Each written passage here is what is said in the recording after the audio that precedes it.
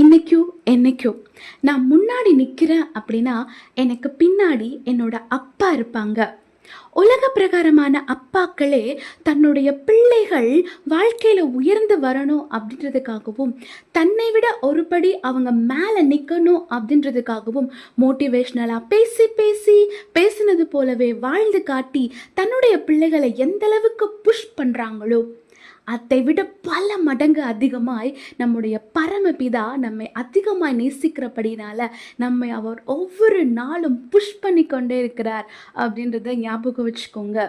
நம்முடைய பரமபிதா நம்மை எப்போதுமே கனத்திற்குரிய பாத்திரமாகவே காண்கிறார். நம்மை வாழ்க்கையில் ஒரு உயர்ந்த ஸ்தானத்தில் வைக்கணும் அப்படின்றதுக்காகவும் அவர் வாக்கு கடங்கா பெருமூச்சோடு பிதாவினிடத்துல நமக்காக வேண்டுதல் செய்து கொண்டிருக்கிறார் அப்படின்றதையோ ஞாபகம் வச்சுக்கோங்க.